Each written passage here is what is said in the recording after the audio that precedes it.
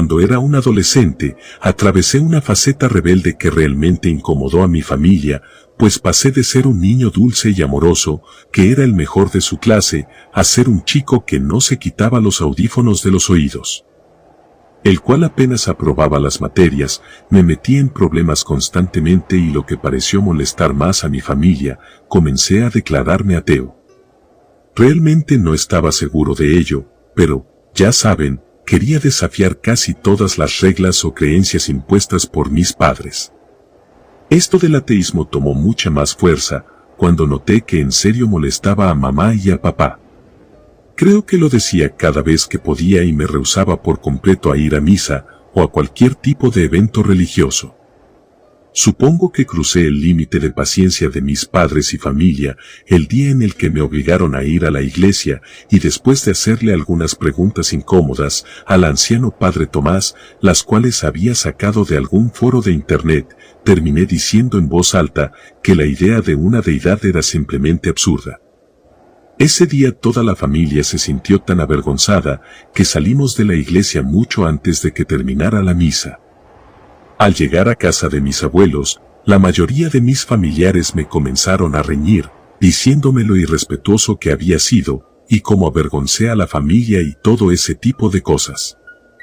Sin embargo, como todo adolescente rebelde, los miraba indiferente y volteaba los ojos en señal de fastidio. Cuando de repente, mi abuelo me dijo que tenía que hablar conmigo en privado, y me llevó hasta su taller. Creo que ningún nieto había tenido la oportunidad de entrar ahí, pues siempre estaba cerrado con llave. De niño solía imaginar que mi abuelo era una clase de espía súper secreto y que en su taller guardaba todo tipo de artefactos geniales y futurísticos de espionaje. Sin embargo, al entrar, pude ver que solo se trataba de una habitación llena de juguetes en sus empaques que mi abuelo coleccionaba. En eso me pidió sentarme. La verdad estaba tan decepcionado por lo que había del otro lado de la puerta, que simplemente obedecí. No me malentiendan, no seguía pensando que mi abuelo era un espía, pero al menos creía que tendría algo lo suficientemente interesante, como para no dejar que nadie de la familia entrara. Sin embargo, ahora que casi alcanzo su edad, puedo entender que a veces simplemente quieres un lugar tranquilo y calmado, para estar con tus pensamientos. Caminó alrededor de mí por unos segundos antes de sentarse en su propio sillón. Se frotó la cara y finalmente me habló. Al principio, solamente me dijo que era muy importante respetar las creencias de los demás, no importaba si yo no las compartía. Yo, inmerso en mi papel de cretino, volví a voltear mis ojos y saqué mi teléfono, para leer algunos mensajes que mi novia me había enviado. Mi abuelo frustrado, me arrebató el teléfono de las manos y lo azotó contra su escritorio. Pude escuchar cómo la pantalla del mismo se estrelló, pero no me atreví a reprochar nada.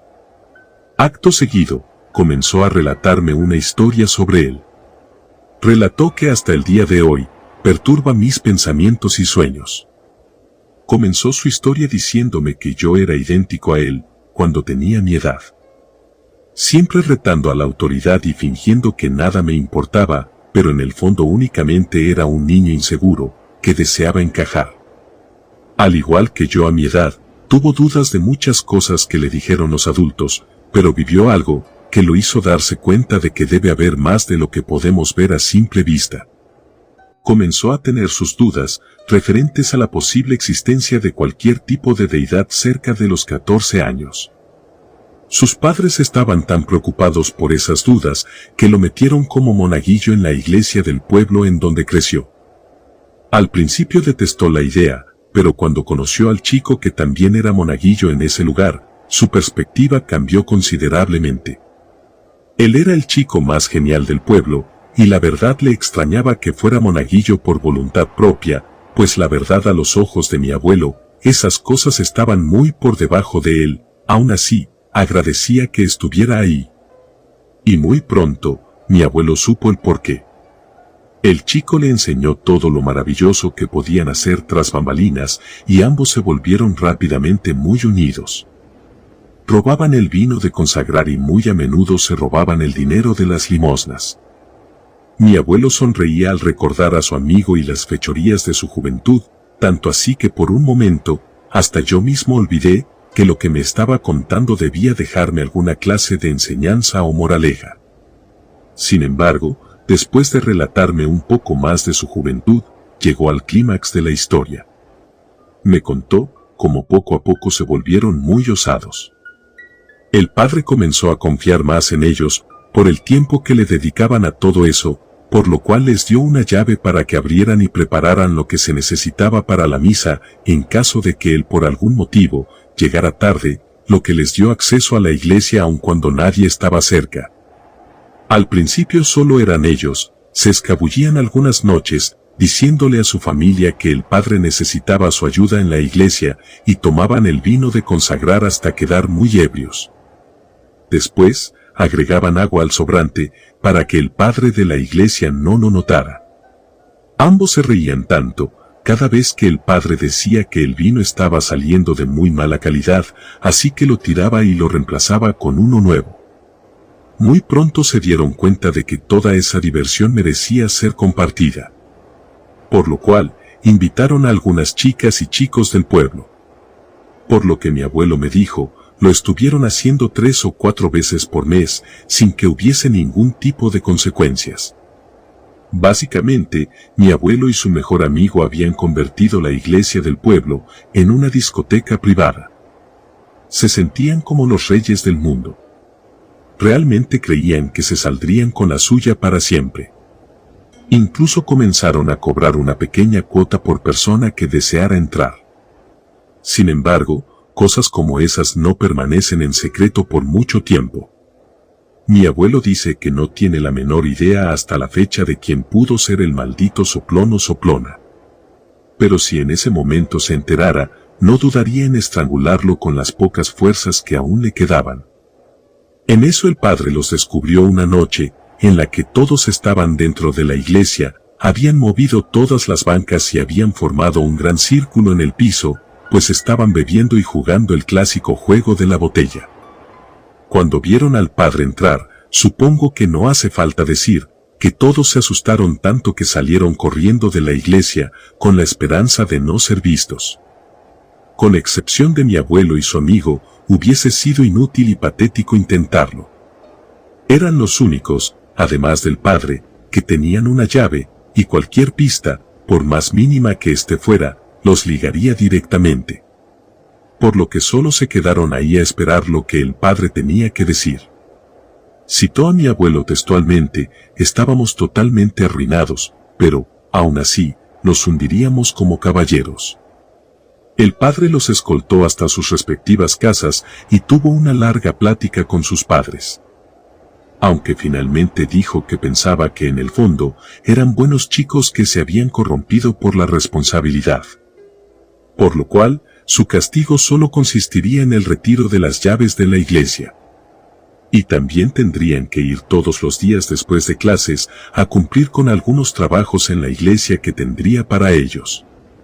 Y a palabras de mi abuelo, realmente lo creyó como algo mucho más suave, a lo que creía que merecía. Los primeros días de su penitencia no fueron tan relevantes, pues podaron el jardín, pulieron las copas y los marcos de la iglesia, y por lo general, estaban de vuelta en casa antes de las 8 de la noche. Sin embargo, un día, el padre los guió hasta una parte muy retirada. Aún era parte de los terrenos de la iglesia, pero nadie iba para allá, pues no había nada más que una bodega, en donde guardaban cosas que utilizaban para los días festivos, como la Cuaresma, alguna actividad juvenil o cualquier otro evento, que requiriese de utilería o disfraces. Pero pronto supieron por qué su presencia era requerida allí, pues necesitaban que limpiaran y ordenaran todo lo que tenían dentro de la gran bodega. Eso les tomaría mucho tiempo, y lo peor era que estaba tan apartada de todo, que ni siquiera llegaba la luz eléctrica allí. Por lo cual, solo disponían de la luz de la tarde para realizar la labor, por lo que les tomaría cerca de una semana, y eso, si es que se apuraban. Ninguno de los dos tuvo el coraje para objetar nada. Mi abuelo supone que, en parte, se debía a que en el fondo ambos sabían que merecían ese castigo. Me dijo que los primeros días fueron muy tediosos, pero después comenzaron a tomar un buen ritmo. Su amigo y él se complementaban tan bien, que era fácil dividirse las tareas sin que hubiera pleitos, porque uno trabajara más que el otro. Me contó que una tarde, a tan solo media hora antes de que oscureciera, ambos comenzaron a hablar con un poco más de profundidad. Su amigo fue quien comenzó, mientras ambos levantaban una pesada cruz para ponerla en un rincón, y en eso su amigo le preguntó si él creía que Dios existía. Mi abuelo lo pensó un poco, pero finalmente le dijo que la verdad no estaba del todo seguro. Su amigo, casi instintivamente, le dijo que él no lo creía, pues sentía que de ser así, ya les hubiera mandado un rayo o algo por robar las limosnas y por todo lo que habían estado haciendo. También le dijo que si existía un ser tan poderoso, pudo haberle quitado el cáncer que mató a su hermana pequeña. Su amigo tenía la firme creencia de que una deidad pudo haber salvado a su hermana y no podía concebir la idea de que simplemente no le importara, y por lo que simplemente asumió que no existía. Mi abuelo, después de reflexionarlo por unos cuantos segundos, terminó concordando con él. Incluso puso una mano en el hombro de su amigo para tratar de hacerle saber que estaba ahí. Su amigo, frustrado de haberse guardado eso por tanto tiempo, abrazó a mi abuelo y derramó un par de lágrimas sobre su hombro. Mi abuelo dice que fue un largo abrazo, el suficiente como para que se volviera un poco incómodo. Ninguno de los dos sabía cómo terminarlo, por lo que su amigo tomó la iniciativa, empujando a mi abuelo con ligereza, y diciéndole que no se fuera a enamorar de él. Solo un pequeño chiste para aligerar la tensión. Algo que funcionó de manera efectiva, pues de un momento a otro, aquella escena triste se había convertido en un brusco juego de empujones y algunos golpes con cosas que estaban en la bodega. Mi abuelo dice que, en algún momento, él arrojó un pedazo de crucifijo de granito, el cual estaba roto por alguna razón que desconocía. Su amigo alcanzó a esquivarla, haciendo que aquel pedazo de granito se estrellara contra la pared, provocando que un pequeño pero notable agujero se abriera en la misma. Los dos se miraron preocupados. El amigo de mi abuelo propuso que lo cubrieran con cualquier tabla de la bodega, y al día siguiente fingieran quitarla mientras el padre estuviera cerca. De ese modo, podrían decir que no sabían nada al respecto, por lo que tomaron un montón de tablas y procedieron a llevar a cabo su plan. Sin embargo, su amigo notó algo. Para empezar, no había una razón por la cual tuviera que haber una pared falsa ahí. Es más, ellos jamás habían visto una pared falsa. Todas las casas eran de firmes y sólidos bloques de concreto. Y lo que era más extraño aún, adentro parecía oler delicioso, y no era comida o perfume. Mi abuelo dice que jamás en toda su vida volvió a oler algo tan exquisito. Lo podría comparar con el aroma a pino, limón y tierra mojada, todo mezclado de tal manera que deseaban morder el aire. También había otra cosa, lo que sea que estaba del otro lado emanaba un frío muy intenso. No se sentía corriente, pero el frío era tal, que solo tenías que poner tus manos cerca del agujero por unos cuantos segundos, para que éstas quedaran tan heladas, que creerías que se te caerían a pedazos. Mi abuelo siguió la historia con un tono más melancólico. Me dijo que si pudiera retroceder el tiempo a ese momento, habría hecho todo lo posible para convencer a su amigo de irse de ese lugar, que no importaba lo rico que oliera ahí adentro, que solamente no debían entrar. Pero por desgracia, mi abuelo no es capaz de volver en el tiempo, y lo que realmente hicieron fue seguir picando aquella pared falsa hasta que la bodega quedó tan oscura que no pudieron seguir haciéndolo más. Por lo que se fueron a sus casas emocionados, pues aunque no habían logrado derribar mucho, lo último que habían visto antes de que todo el lugar quedara en penumbras era que del otro lado había una antigua puerta de madera. Mientras caminaban a casa, fantaseaban acerca de lo que podría haber del otro lado. Mas sin embargo, mi abuelo se conformaba con encontrar la fuente de aquel exquisito aroma y poder llevarse una muestra. Pero su amigo era más ambicioso. Él creía que en un sitio tan escondido y probablemente antiguo, solamente podía haber oro. Y si lo conseguían, ambos podrían irse para siempre de ese pueblo. Podrían hacer y vivir como se les diera la gana, y nadie podría hacer nada al respecto. Mi abuelo no me negó que el plan de su amigo le sonó muy bien, y de haber encontrado oro allá abajo, no hubiese dudado en huir con él. A la mañana siguiente, volvieron un poco más preparados con martillos y desarmadores que encontraron en sus casas, así como guantes para el frío. Pues el día anterior se habían expuesto tanto a él, que sus manos estaban cuarteadas y muy maltratadas. Y cuando se aseguraron de que el padre ya no volvería, quitaron todo lo que habían puesto para cubrir su fechoría y continuaron con el trabajo. Usando un martillo en lugar de sus manos, lograron derribar grandes pedazos de la pared. Mi abuelo dice que para cuando terminaron de derribar lo suficiente, como para poder ver toda la puerta, toda la bodega de la iglesia olía a aquel embriagante aroma que los impulsaba a seguir adelante. Rápidamente, se enfrentaron a otro problema: la puerta tenía un grande y oxidado candado. Fue entonces cuando la idea de que lo que estaban haciendo estaba muy mal, que cruzó por la mente de mi abuelo. Incluso comenzó a pensar en cómo le explicarían eso al padre. Podría decirle que el Cristo se cayó y derribó la pared o algo así. Estaba dispuesto a destrozar aquella gigantesca cruz de madera con el Cristo de yeso con tal de librarse de los problemas. Sin embargo, su amigo no estaba dispuesto a renunciar tan fácil. Comenzó a golpear aquel viejo y oxidado candado con el martillo, hasta que éste cedió, y ese chico volteó a ver a mi abuelo de manera triunfal. Mi abuelo dice que en aquel momento olvidó por completo la idea de que no estaba bien. Se pusieron las sudaderas y suéteres que habían llevado por precaución, y abrieron aquella puerta de madera. Grande fue su sorpresa al encontrarse con escaleras que conducían hacia abajo. Me dijo que el sitio estaba tan oscuro, que apenas se podían notar los primeros 4 escalones antes de que la oscuridad hiciera desaparecer el resto. Su mejor amigo sacó un encendedor de su bolsillo, y lo usó para tratar de alumbrar. Sin embargo, apenas consiguió alumbrar unos cuantos centímetros adelante. Aún así, ninguno de los dos quería parecer un cobarde delante del otro, por lo cual comenzaron a adentrarse poco a poco, siempre dando un paso al mismo tiempo. El aroma inundaba sus pulmones, y mi abuelo dice que solo por eso sentía que valía la pena. Cuando por fin estuvieron abajo, el frío se sentía aún más, era como haberse metido a un maldito congelador. Pero no podían ver casi nada con la tenue luz de su encendedor.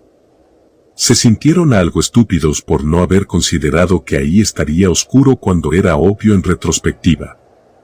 El amigo de mi abuelo soltó el encendedor, pues se había calentado tanto que le había lastimado los dedos.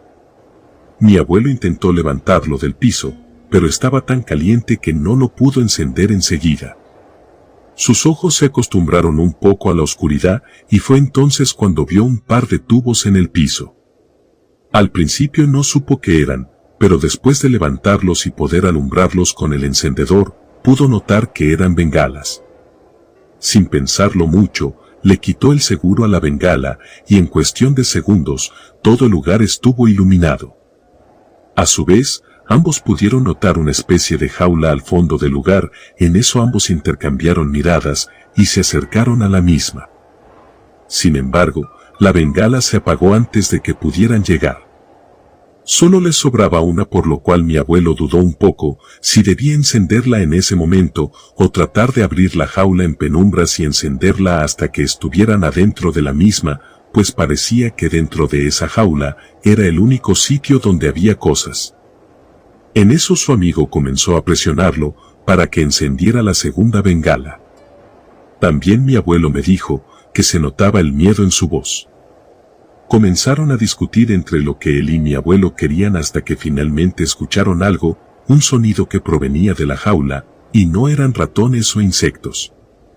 De hecho, se escuchaba como un llanto, y uno de una niña pequeña. Ambos se horrorizaron al nada más imaginar que el padre hubiese construido ese frío lugar para mantener cautiva a una niña pequeña. Sin pensarlo dos veces, mi abuelo encendió la segunda bengala y ambos vieron dos pequeñas manos saliendo de la jaula. Mi abuelo dijo que él piensa que fue aquel instinto de salvador de su amigo, que lo hizo caminar muy por delante de mi abuelo, diciéndole a la niña que la ayudarían a salir de ahí. Mi abuelo dice que apenas su amigo tocó los barrotes, aquellas frágiles y pequeñas manos sujetaron el brazo de su amigo y al mismo tiempo se deformaron. Mi abuelo jura que las mismas se alargaron y alcanzó a ver largas garras saliendo de ellas antes de que la bengala se apagase, dejando el sitio en una total oscuridad. Su amigo comenzó a gritar con todas sus fuerzas mientras intentaba con toda la desesperación de zafarse de esas manos. Mi abuelo comenzó a jalarlo hasta que los dos cayeron de sentón, lejos de esa jaula. No perdieron más tiempo y salieron juntos de ahí. El brazo de su amigo sangraba y la sudadera que traía puesta tenía destrozada toda la manga y no se detuvieron hasta llegar a su casa. Sus padres no querían creerles, pero al ver lo maltratado que estaba su brazo, al menos quisieron ir con el padre para saber qué era lo que estaba ocurriendo. El padre de la iglesia los recibió en su oficina y les mintió. Dijo que ninguno de los dos se había presentado ese día, ni el día anterior, que ellos habían sido vistos juntándose con algunas pandillas del pueblo. Como suele suceder en la mayoría de esos casos, le creyeron al padre en lugar de a sus propios hijos. El padre aprovechó la oportunidad para decirles que ya no eran bienvenidos como ayudantes o monaguillos. Simplemente no podía hacerse responsable por ellos, prohibiendo así todo acceso a la iglesia que no fuera los domingos de misa y con supervisión de sus respectivas familias. Aunque, a decir verdad, a ninguno de los dos les había quedado ganas de volver a ese lugar, mi abuelo finalizó su historia diciéndome que no sabe qué era lo que vivía en esa bodega. Pero sea lo que fuera, no era humano. Y desde entonces, él se había aferrado a la idea de que si esa cosa existía, debía haber algo que nos cuidara de eso. La creencia de una deidad superior por parte de mi abuelo dependía del miedo. Él creía en Dios porque había visto al mismo demonio. Y desde ese entonces, yo también lo creo. Relato escrito y adaptado por Lisa Hernández.